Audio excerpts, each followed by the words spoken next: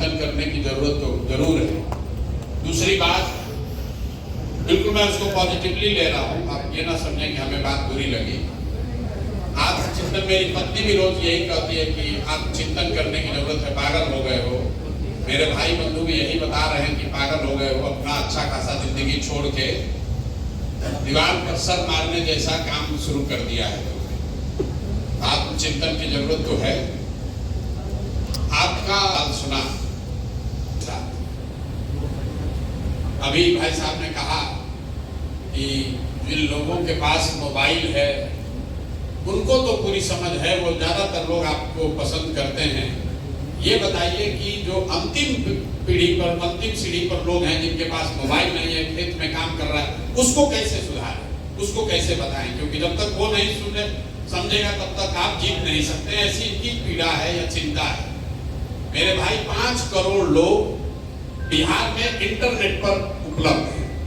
आप अंतिम की चिंता छोड़ दीजिए, 5 करोड़ लोग हर महीने YouTube और Facebook के जरिए कुछ न कुछ समय अपना उस पर बिताते हैं। बिहार को जीतने के लिए 2.5 करोड़ वोट ही चाहिए। और यहाँ लेकिन दुख की बात देखिए, या चैलेंज कर लीजिए, दुख तो क्या ही होगा, यहाँ पर बैठा हुआ तो हर आदमी मोबाइल से जुड़ा हुआ है।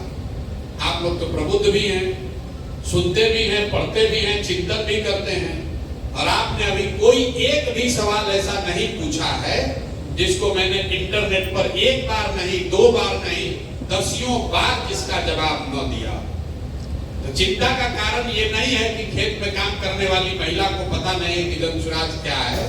चिंता का कारण ये है कि जो मुजफ्फरपुर में पढ़ा लिखा व्यक्ति है, दिन में 4 घंटा इंटरनेट देख रहा है, जन स्वराज के बारे में जान रहा है, उसको भी वही सवाल पूछना है जो आज से 2 साल पहले उस किसी व्यक्ति ने पूछा होगा जिसको जन स्वराज के बारे में पता नहीं है। कुछ लोग ऐसे बता रहे हैं, आप पर भरोसा क्यों करें, कैसे आप सुधारिएगा? मेरे भाई, आप तो ऐसे बात कर रहे हैं जैसे आपके पास कितना विकल्प है। विकल्प न होने का रोना रोने वाला समाज खड़ा होकर कह रहा कि ये नए विकल्प पर हम भरोसा क्यों करें? भाई मत करो, बिल्कुल मत करो। आप तो बढ़िया आपका जिंदगी चल रहा है, आप काहे किसी नए विकल्प की तलाश में हैं? आप एक्सपायरी दवा खाकर खुश हैं, तो नया दवा का ट्राई करने का क्या जरूरत है? प्रोफेसर साहब खड़े हुए, अच्छी बात इन्होंने कही, हम अपना गुलामी क्यों दे दें आपको? हम अपना वोट देकर व्यवस्था क्यों बदलने हम तो आए हैं, हम आपको देने क्यों आए? ठीक बात है भाई, अभी तक जिसको वोट दिए हैं उसमें आपका कितना अधिकार है वो बता देना भाई, हम उसको समझ लेंगे।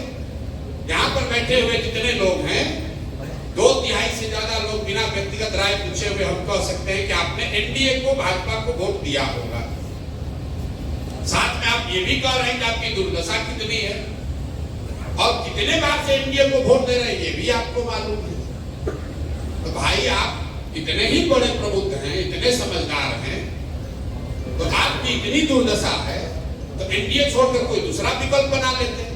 तो कहते हैं भैया हमारा तो कुछ है ही नहीं, क्या करें, विकल्प नहीं है, लालू को तो दे नहीं सकते हैं, तो फिर वही किसे पीटे को वोट दे रहे हैं। तो जितने लोग ये कह रहे हैं प्रबुद्ध लोग कि हमारे पास तो विकल्प नहीं है, आप जरा बताइए कि ईवीएम पर नोटा बटन है कि नहीं है?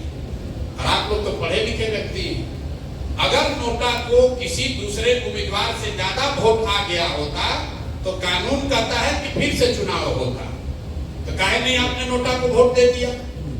तो भाई, प्रबुद्ध कहने से और सवाल करने से नहीं होगा। आप में से ज्यादातर लोग वो हैं जो वोट देने भी नहीं जाता। ये हम नहीं कह रहे, ये तो इलेक्शन कमीशन का आंकड़ा बता रहा है। बिहार में टोटल वोट ही पड़ता है 50-55%, और उसमें भी शहरों में वोट पड़ता है 40% से कम, और शहरों में भी मध्यम वर्गीय जो बूथ हैं वहां पर 25 से 30% वोट पड़ता है। ये इलेक्शन कमीशन का आंकड़ा है। 10 में 2 या 3 आदमी वोट देने जाता है और वो सवाल ऐसे कर रहा है, भाई वोट क्यों दे तुम्हें? बिल्कुल ठीक बात है भाई, तुम तो ऐसे भी वोट देने नहीं जाओगे। सवाल करना छोड़कर आपने इसके अलावा कुछ किया क्या है? अभी बिहार के जो बुद्धिजीवी लोग हैं, आप ही लोग के लिए प्लेटो ने कहा है, हम भी बुद्धिजीवी अपने आप को, हमको भी किसी ने विद्वान कहा। हम IITian नहीं हैं, हम IITian सर नहीं है, IIT जाने की हमारी औकात नहीं थी स्टूडेंट के तौर पर, लेकिन पढ़े लिखे आदमी हैं तो बुद्धिजीवी कह सकते हैं। प्लेटो ने कहा, if you do not participate in democracy, be ready to be ruled by your इंफीरियर्स।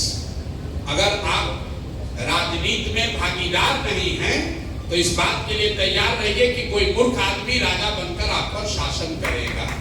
तो जो बिहार का बुद्धिजीवी वर्ग है, मैं अपने आप को भी उसमें शामिल कर रहा हूं। ये हम और आप परिस्थितिवश या स्वेच्छा से हमने ये तय किया कि भाई हमको तो राजनीति में नहीं जाना, हमको तो बैठ के किनारे से लंबा लंबा ज्ञान देना है। तो जब हम आप राजनीति में आएंगे ही नहीं तो स्वाभाविक है, जो बालू माफिया है, शराब माफिया है, लंपट है, बदमाश है, वही राजा है। अब फिर आप कह रहे हैं कि भ्रष्टाचार नहीं खत्म हो रहा है।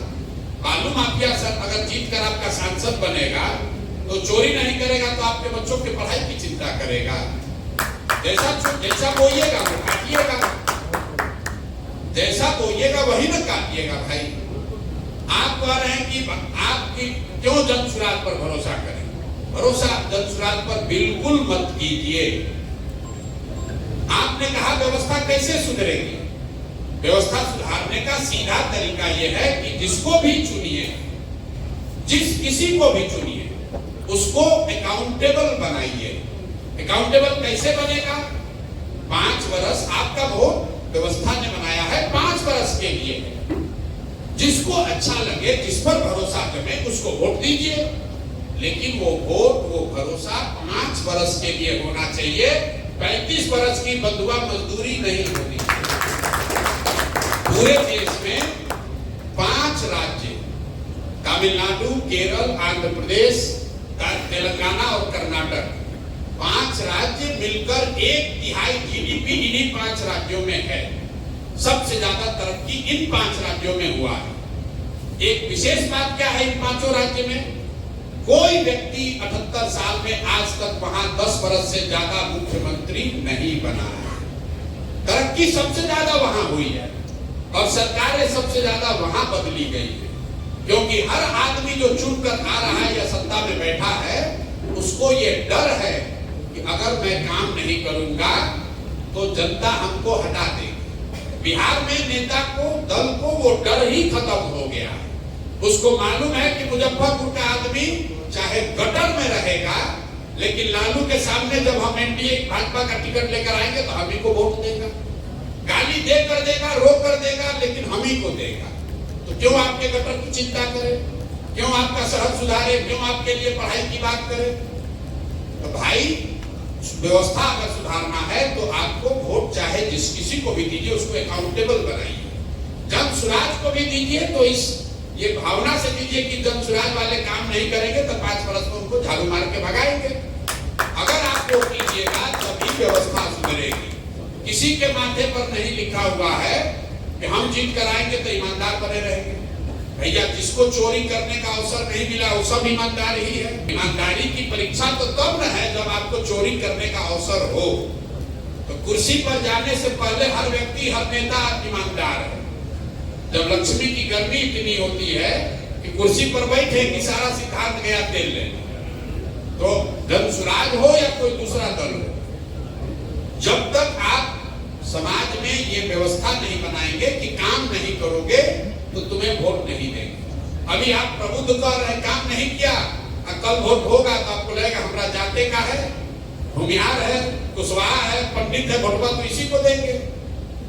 जब आप जाति के आधार पर वोट देते हैं, मोदी जी के नाम पर वोट देते हैं, तो आपको व्यवस्था नहीं सुधार होगा। चाहे जनसुराज आए कोई दूसरा आए, सीधी बात है। पीछे डॉक्टर साहब ने कहा कि विनायक गौतम जी चुनाव लड़े तो आपके वजह से ही चुनाव हार गए। भाई बड़ा गलती हो गया, हमारी वजह से चुनाव हार गए। तो उनको हमारे पास तो भैया हम निमंत्रण देके लाए नहीं थे।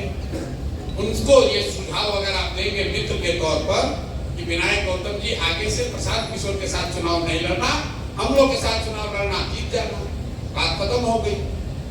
आप जो कोई भी चुनाव लड़ेगा कि दुनिया में कोई गारंटी तो दे नहीं सकता है कि हर आदमी जीतेगा ही चुनाव। कुछ लोग जीतेंगे, कुछ लोग हारेंगे। आप डॉक्टर हैं, आप क्या ये गारंटी दे सकते हैं कि जिस पेशेंट का इलाज कीजिएगा वो सब ठीक ही हो जाएगा? और अगर नहीं दे सकते हैं तो फिर ये क्यों अपेक्षा रखते हैं कि कोई दूसरा आदमी जो चुनाव लड़ाएगा जीतेगा ही जीतेगा? और अगर विनायक जी को, आपको या किसी को ऐसा लगता है कि दंशराज से जुड़ने से उसका नुकसान हो गया, आपको कोई जबरदस्ती बांध के थोड़ी ना लेके आए, आप तो खुद ही से आए होंगे, खुद ही से तो आए होंगे। और आए हैं तो इतना दिल रखिए कि आप जीत भी सकते हैं, हार भी सकते हैं। हम बिहार में खुद आए, दंशराज हार जाए, उसके बाद हम बिहार के लोगों को गाली देने लगे तो हमसे बड़ा मूर्ख कोई नहीं है। भाई बिहार के लोगों ने हमको, सुप्रीम कोर्ट ने थोड़ी ना कहा है कि आपको बिहार में जाना है, हमने स्वयं से तय किया है कि हमारी जिम्मेवारी है।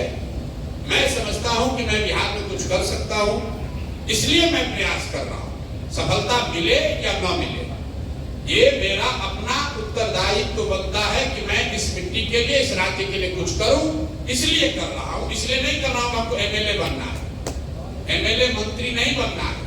वो जितना बनकर नाम, पैसा, शोहरत कमाया जा सकता है, उससे बहुत ज्यादा नाम, शोहरत, पैसा भगवान ने किया। लेकिन सिर्फ इसलिए ये प्रयास कर रहे हैं कि इसी मिट्टी में जन्म हुआ है, समझते हैं कि कुछ इस मिट्टी के लिए हमारा भी, हम पर भी कर्ज है। और उससे बढ़कर आप ये समझिए, प्रयास हम करें या आप करें, प्रयास आज हो या 10 वर्ष के बाद हो, करना तो किसी न किसी बिहार के आदमी को ही पड़ेगा। कोई तमिलनाडु से आकर बिहार, मुजफ्फरपुर, पटना, मधुबनी नहीं सुधारने वाला। आपको तय करना है कि आप किसी के प्रयास में कंधा लगाना चाहते हैं कि बैठ के कमेंट्री करना चाहते हैं। बिल्कुल आप एकदम बिल्कुल स्वतंत्र हैं, कीजिए, जितना कमेंट करना है कीजिए, क्रिटिसाइज करना है कीजिए।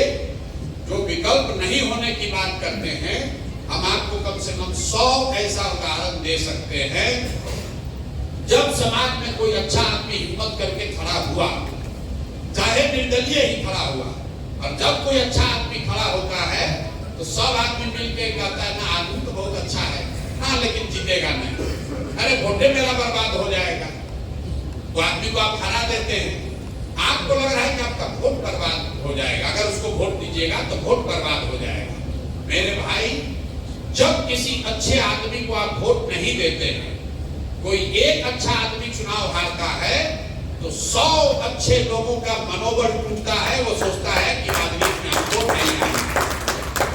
आप 24 घंटा ये गणना में लगे हैं कौन जीतेगा, राजद जीतेगा कि एनडीए जीतेगा? मेरे भाई, ये तो दोनों दलों को आपने देख लिया। आपके पास, क्योंकि यहाँ कुछ डॉक्टर लोग भी बैठे हुए हैं, आपके पास, आपको कोई रोग है, आप एक दवा खा रहे हैं जो कि एक्सपायर हो गई है, आप डॉक्टर साहब के पास गए, डॉक्टर साहब